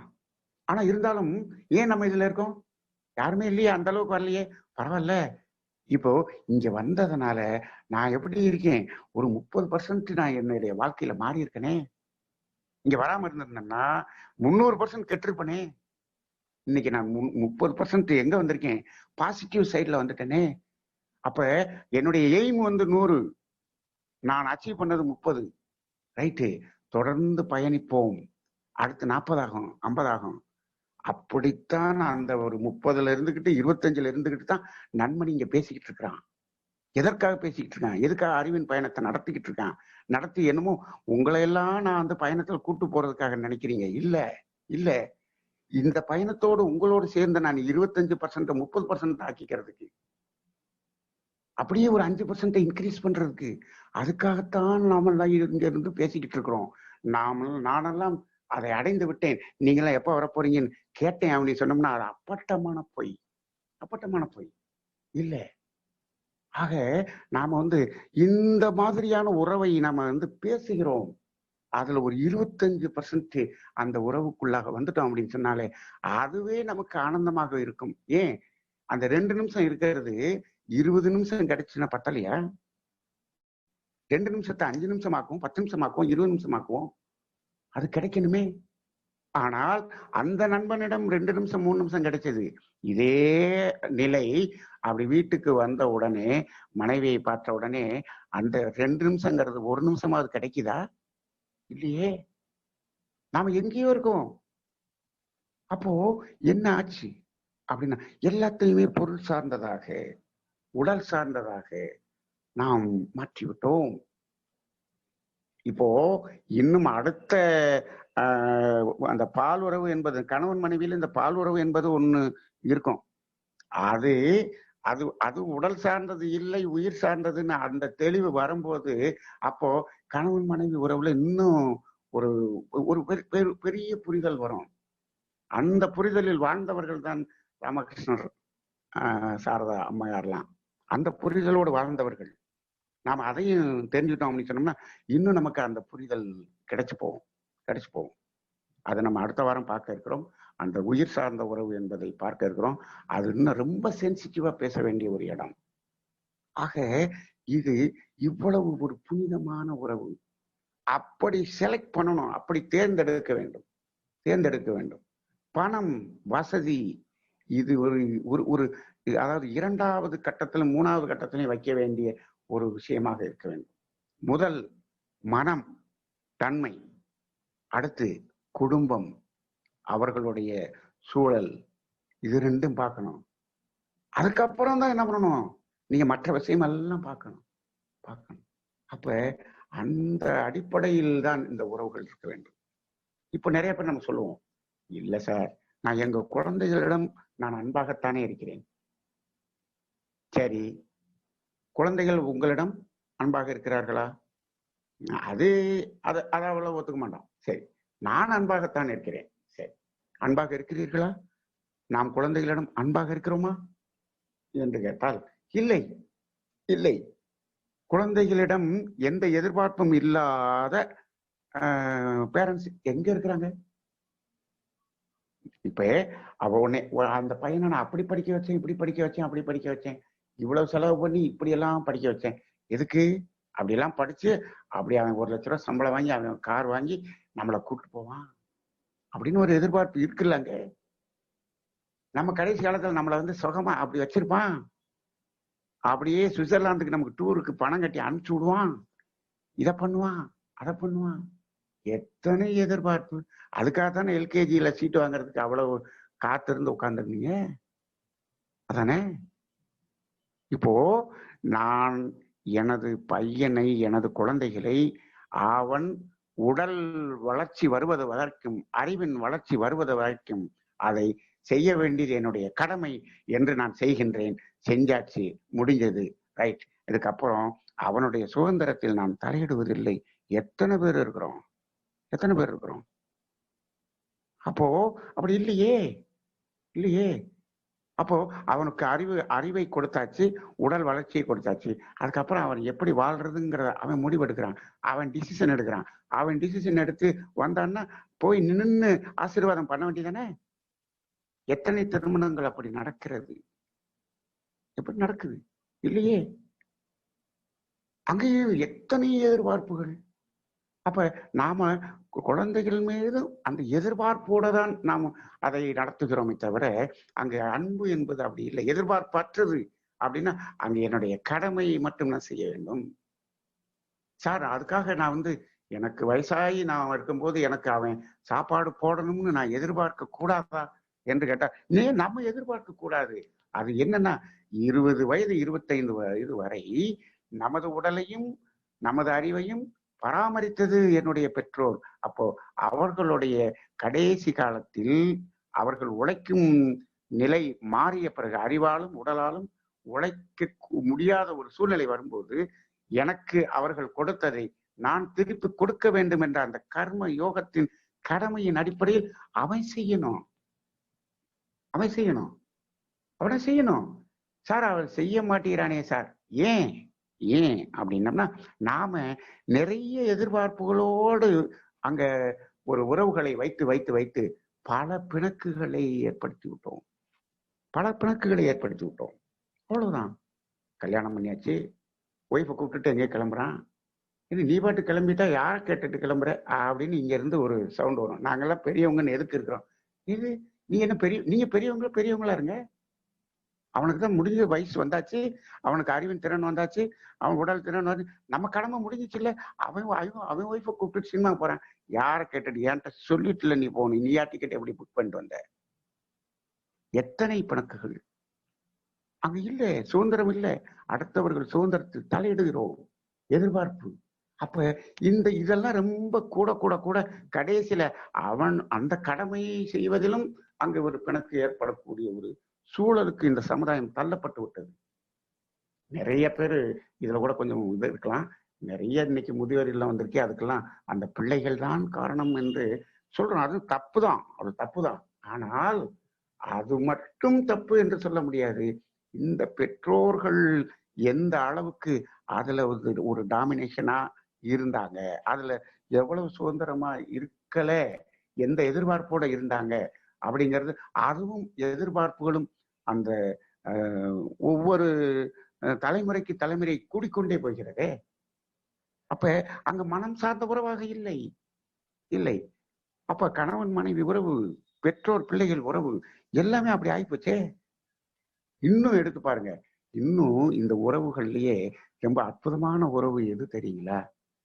அண்ணன் தங்கை உறவு, அக்கா தம்பி உறவு.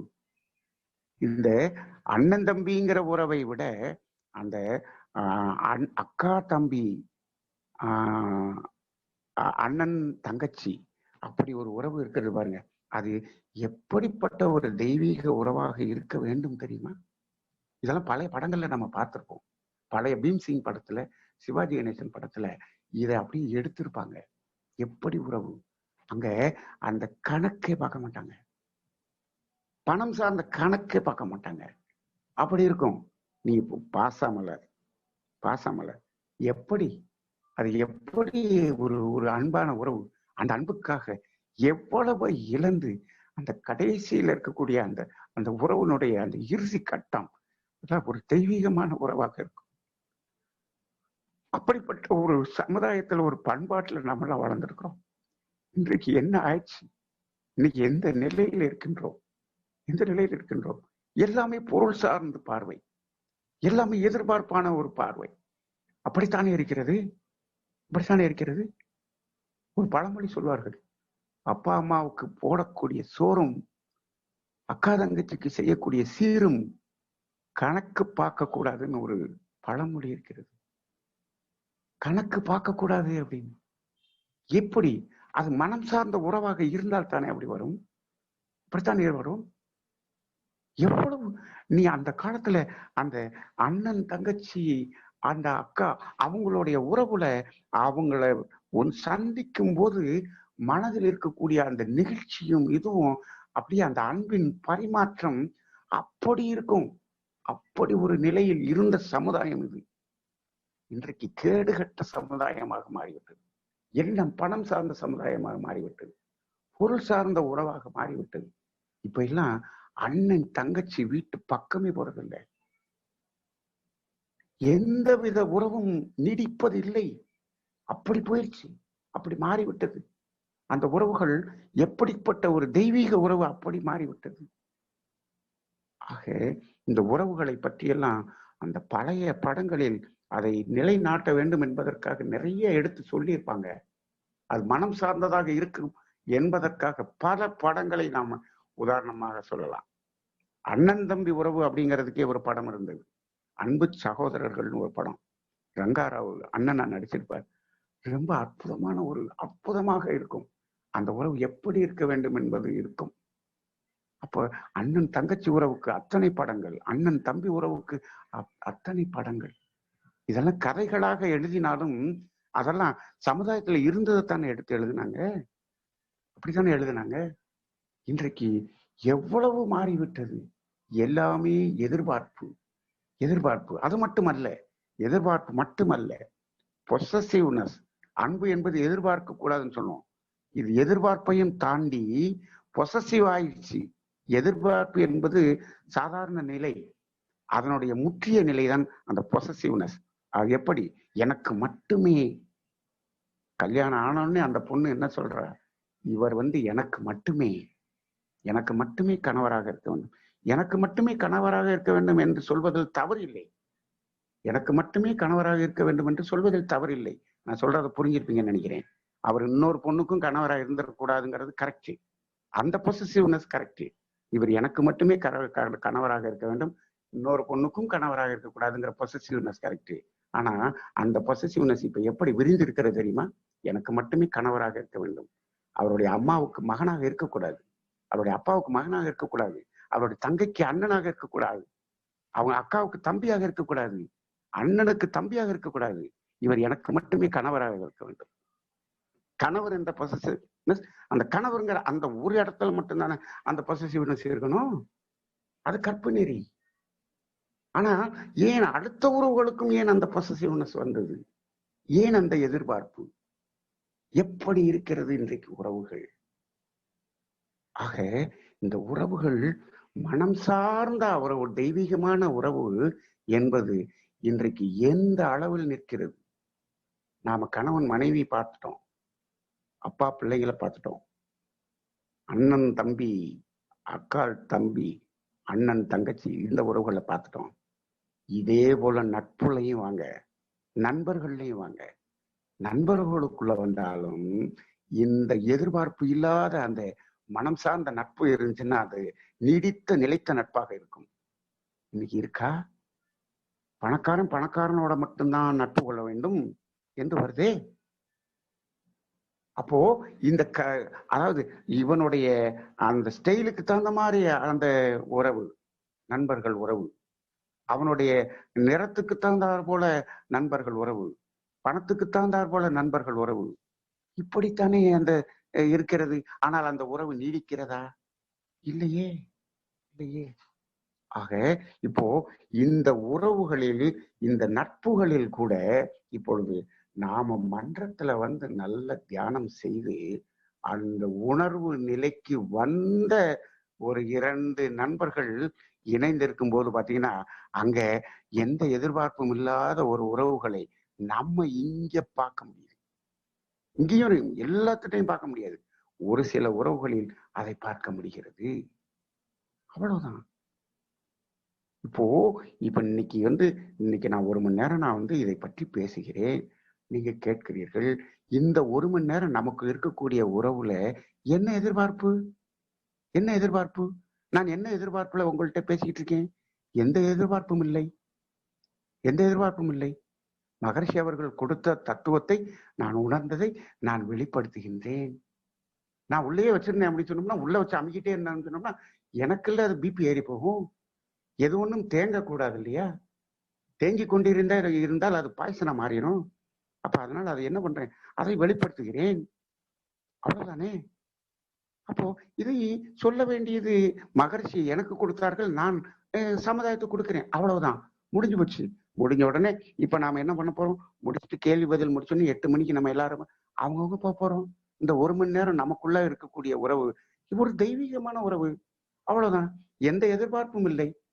இப்போ நான் இதெல்லாம் ஒரு விஷயத்த சொல்றேன். நான் சினந்த வெத்தல் நடத்துகிறேன்னு வச்சுக்குவோம், நடத்துறேன். 100 பேர் கேட்டீங்க, சரி, எத்தனை பேர் இந்த சினத்தை தவிர்த்தீர்கள்? அடுத்த வாரம் எனக்கு வந்து ரிசல்ட் கொடுக்கணும், நான் மார்க் போடணும், இப்படின்னு ஒண்ணு கேட்க போறது இல்லையே. ஏதாவது எதிர்பார்ப்பு இருக்கா? இல்ல, இல்ல. அதை எந்த அளவுக்கு அவர்கள் மாற்ற முடியுமோ, எப்போ மாற்ற முடியுமோ, எவ்வளவு காலத்தில் மாற்ற முடியுமோ, எந்த அளவு நிலையில் மாற்ற முடியுமோ மாற்றிக்கொள்ளட்டும். அவ்வளவுதானே. அதனால என்ன இருக்கிறது? மாற்றட்டும், காலம் எடுக்கட்டும். சொல்ல வேண்டியது நமக்கு மகரிஷி அப்படியெல்லாம் கணக்கு பார்த்து அவர் கணக்கு போட்டிருந்தாருன்னா யாரையுமே பக்கத்துல விட்டுருக்க முடியாது, முடியாது. இல்ல, எந்த எதிர்பார்ப்பும் இல்லை. அவர் கொடுத்தாரு, எந்த எதிர்பார்ப்பும் இல்லை. எத்தனை பேர் செஞ்சீங்க? எத்தனை பேர் மாறினீங்க? எத்தனை பேர் விட்டீங்க? என்ன பண்ணீங்க? எங்க ரிப்போர்ட் கொண்டாயன்னு கேட்டாரா? கேட்கல, கேட்கல. அப்போ அதுதான் உறவு. இப்போ இந்த உறவு ஒரு தெய்வீகமான உறவாக இருக்கிறது. என் வாழ்க்கையில் மன்றம் சார்ந்த உறவுகள் மட்டுமே எனது உறவாக இருக்கிறது. மற்ற உறவுகள் எல்லாம் நிறைய குறைஞ்சு போச்சு, நிறைய குறைஞ்சு போச்சு. ஏன்னு கேட்டா, மற்றது எல்லாத்துலயும் எதிர்பார்ப்புடன் கூடியதாக இருந்தது. இதுல லீஸ்ட் எதிர்பார்ப்பா இருக்கக்கூடியது எனக்கு மன்றம் சார்ந்த உறவுகளாகத்தான் இருக்கிறது. அதனால இந்த உறவுகள்ல பாத்தீங்கன்னா, இன்னைக்கு என்னுடைய உறவினர்கள் உறவினங்கள் அப்படின்னு சொல்றோமே, அந்த உறவினங்கள் அப்படிங்கிற அந்த உறவுகள் எல்லாம் மிக குறைந்ததாக மாறிவிட்டது. குறைந்ததாக மாறிவிட்டது. ஏன் என்று சொன்ன, அங்கு மிகவும் பொருள் சார்ந்த எதிர்பார்ப்பாக இருக்கிறது. நான் பொருளை தேட மாட்டேன். அப்போ என்னைய யாரும் மதிக்கிறது இல்லை. நான் தேவையில்லை, தேவையில்லை அப்படிப்பட்ட உறவு நான் ஒதுங்கிக் கொள்கிறேன், ஒதுங்கிக் கொள்கிறேன். அவ்வளவுதான். அப்போ எங்க மனிதன் மனிதனாக பார்க்கக்கூடிய உறவு இருக்கிறதோ அங்கு மட்டும்தான் நான் உறவை மேம்படுத்திக் கொள்வேன். அப்படி இல்லைன்னா நான் ஒதுங்கிடுவேன். அது எப்படிப்பட்ட உறவாக இருந்தாலும் சரி, அங்க எத்தனை கோடி இருந்தாலும் சரி, எனக்கு அதை பத்தி இல்லை, நான் அதில் ஒதுங்கிடுவேன். ஏன்னா எனக்கு எந்த எதிர்பார்ப்பு இல்லை, இல்லை. அதுதான் உறவு. மனிதனுக்காக, அந்த மனதுக்காக மதிக்கக்கூடிய ஒரு நிலை இருந்தால் அது உறவு. அவ்வளவுதான். எவ்வளவு பெரிய ஒரு நிலையில் இருக்கக்கூடியவங்க கூட அந்த மனம் ரீதியாக ஒரு திருமணத்துக்கு கூப்பிடாங்க, ஒரு பேராசிரியர் வருவார்.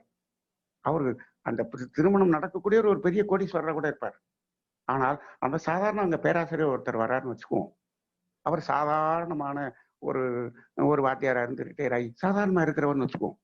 ஆனால் அவர் நமக்கு மகரிஷியின் தத்துவங்களை விளங்க வைத்து நமக்கு தீட்சை கொடுத்து நமக்கு அந்த ஞானத்தை போதித்தவர். அப்படி இப்ப அவருக்கு அங்க எவ்வளவு மரியாதை இருக்கிறது? எந்த அடிப்படையில் அந்த ஒரு மரியாதை? ஐயா வாங்கன்னு சொல்லி முன்னாடி கூப்பிட்டு கொண்டு உட்கார வச்சாரு. ஏன்? அவர் பெரிய கோடீஸ்வரருடைய திருமணம். இந்த பேராசிரியர் எப்படி அங்க முன்னாடி போனார்? எப்படி போனார்? மனம் சார்ந்த உறவு. அங்கதான் மனம் சார்ந்த உறவாக இருக்கிறது. ஆக அந்த மனம் சார்ந்த உறவுல தான் என்ன ஆகும்? அங்க அன்பு வெளிப்படும், ஆனந்தமாக இருக்கும், மகிழ்ச்சியான உறவாக இருக்கும். அப்ப உறவுகள் எதை சார்ந்ததாக இருக்க வேண்டும்? உறவுகள் மனம் சார்ந்ததாக இருக்க வேண்டும். மனம் மட்டுமே சார்ந்ததாக இருக்க வேண்டும் என்பதுதான் உண்மை. ஆனால் இப்போ மேக்சிமம் இப்ப நம்ம என்ன பண்ணணும்? அது மனம் சார்ந்ததுக்கு ஃபர்ஸ்ட் ப்ரிஃபரன்ஸ் கொடுத்துட்டு இந்த பொருள் சார்ந்தது, உடல் சார்ந்ததை என்ன பண்ணு லீஸ்டா இருக்கணும். இப்போ ஒரு பொண்ணு பாக்குறோம், அந்த பொண்ணு அவ்வளவு அழகா இல்லை, ரைட். ஆனா குணம் அந்த இதை போல ஒரு அவங்க எதிர்பார்த்ததை விட ஒரு 5 மடங்கு அப்படிப்பட்ட ஒரு குணம். ஆனா உடல் அழகா இல்லை. இப்போ அந்த பெண்ணை அவர் திருமணம் செய்கிறார்னு வாழ்க்கை எப்படி இருக்கும் என்று நினைக்கிறீர்கள்? வாழ்க்கை ஆனந்தமயமானதாக இருக்கும். அது உடல் சார்ந்தது அல்ல. ஏன் இந்த உடலை பாக்குறாரு? ஏன் இந்த உடலை பாக்குறாரு? அது ஏன் பாக்குறாருன்னா இந்த பால் உறவு அந்த உடல் சார்ந்ததுன்னு நினைச்சுக்கிட்டு இருக்காரு. அப்படி ஒரு மாயையில எல்லாரும் இருந்துட்டு இருக்கோம். அது உடல் சார்ந்ததே அல்ல, அது உயிர் சார்ந்தது என்று அடுத்த வாரம் நம்ம பார்க்கும் போதுதான் தெரியும். அப்ப நம்ம இதுக்கு இன்னும் இவ்வளவு இம்பார்ட்டன்ஸ் கொடுக்க வேண்டிய அவசியம் இல்லையே என்று தோன்றும். அப்ப அடுத்த வாரம் நம்ம முழுமையாக அதை நிறைவு செய்து கொள்ள இருக்கிறோம். அந்த அடிப்படையிலே இந்த உறவுகள் என்பது மனம் சார்ந்ததாக இருக்க வேண்டும். மனம் விட்டு பேசுங்கள், பணத்தை விட்டு பேசுங்கள், வசதியை விட்டு பேசுங்கள், உடலை விட்டு பேசுங்கள். உடல் சார்ந்ததாக பேசாமல் மனம் சார்ந்ததாக பேசுங்கள். மனம் மட்டும் சார்ந்ததாக அந்த உரையாடல் இருக்கும்போது, அது ஆண் பெண் உரையாடலாக இருந்தாலும் அங்கு அது அன்பின் அடிப்படையில் இருக்கும், எந்த எதிர்பார்ப்பும் இல்லாமல் இருக்கும். அதில் தவறே இல்லை. ஆனால் சமுதாயம் பார்க்கறது எப்படி பார்க்கும்னா அதையும் தப்பாதான் பார்க்கும். ஏன்னா அங்க முழுவதும் மனம் முழுதும் குப்பையாக நிறைந்திருக்கக்கூடிய சமுதாயம் இது ஒரு கேடுகட்ட சமுதாயம். சமுதாயம் ஒரு கேடுகட்ட சமுதாயம். நல்லதெல்லாம் நல்லதாவே தெரியாது, நல்லதையும் கெட்டதாக பார்க்கும். அப்படிதான் இருக்கும். ஒருத்தன் நல்லவனாக இருந்தால் அவனை கெட்டவனாக மாற்றிவிட துடிக்கும். இவன் மட்டும் எப்படி நல்லதா இருக்குதுன்னு துடிக்கும். இதை எல்லாத்தையும் போராடிதான் நாம வெற்றி பெற வேண்டும். அப்படிப்பட்ட சூழலில் தான் இருக்கின்றோம். ஆக இந்த ஒரு அன்பான உறவாக இந்த கணவன் மனைவி உறவு மலரட்டும். இப்போ இன்றிலிருந்து இந்த எதிர்பார்ப்பை விட்டு மனம் சார்ந்த உறவாக மாற்றி பாருங்கள். 5%, 10%, 15%, 20% அப்படியே உயரட்டும். ஒரு 25% நம்ம மனம் சார்ந்த உறவாக வந்துட்டோம்னாலே பெரிய சக்சஸ். அதுவே ஒரு ஆனந்தமான மகிழ்ச்சியான உறவாக இருக்கும்.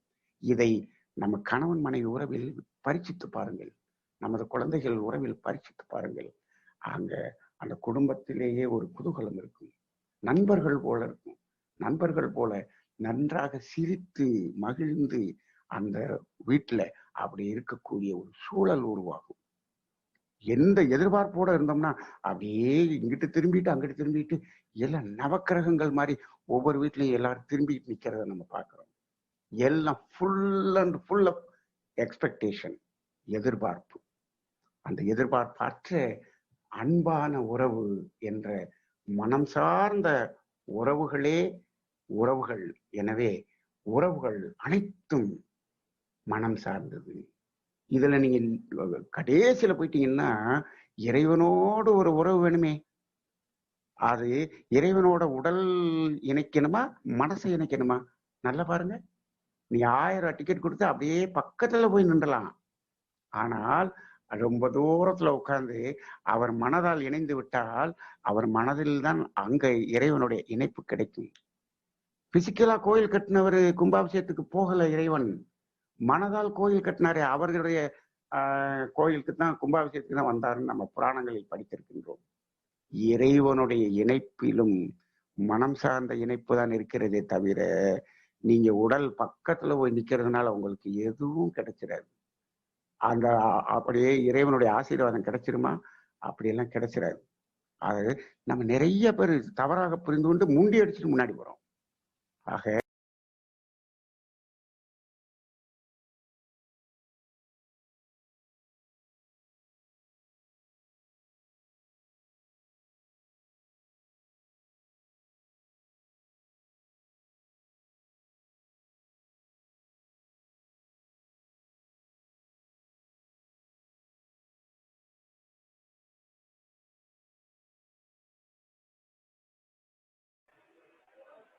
அந்த டோக்கனை அன்னைக்கு கொண்டு வந்தாங்கன்னா அவங்க எல்லாத்தையும் கேட்ல உள்ள அலோவ் பண்ணுவாங்க.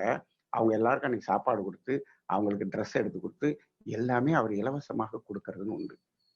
இவ்வாறு நடக்கக்கூடியதுல என்ன நடக்கும்னா எல்லாம் டோக்கன் வந்தவங்க எல்லாம் உள்ள போயிடுவாங்க. சாமி எங்களுக்கு டோக்கன் கிடைக்கல சாமி அப்படின்னு சொல்லிட்டு ஒரு 50 பேர், ஒரு 50 60 பேர் கேட்டுக்கு முன்னாடி நிற்பாங்க. எங்களுக்கு எல்லாம் டோக்கன் கிடைக்கல சாமி அப்படின்னு நிற்பாங்க. ஆஹா சரி, இப்ப இத்தனை பேரையும் உள்ள விட முடியாது. ஏன்னா அவங்க அந்த டோக்கனுக்கு தகுந்த மாதிரி அவங்க ப்ரிப்பேர் பண்ணியிருப்பாங்க. சரி, அத்தனை பேரும் உள்ள வர முடியாது. ரைட்டு.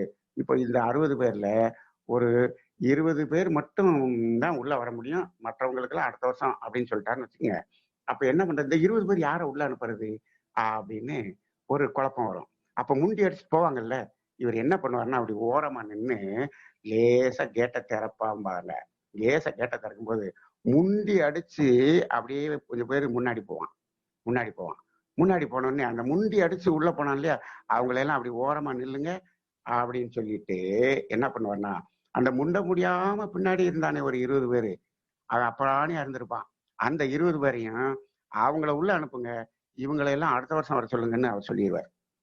அப்ப அவர் சொல்லுவாரு, அப்பா நீ முண்டி அடிச்சு வர்ற அளவுக்கு உனக்கு தெம்பு இருக்குது, நீ அடுத்த வருஷம் வா, அவன் பாவம் பின்னாடி நிக்கிறானே, அவன் உள்ள போட்டோம்னா அந்த 20 பேரை செலக்ட் பண்ணி அனுப்புவார். அவர் எழுதுறாரு, சாதாரண மனிதனாகிய நானே அந்த முண்டி அடிச்சு முன்னாடி வரவனை நான் உள்ள அனுப்பல, பின்னாடி நிக்கிறவனை நான் உள்ள அனுப்புனேன்.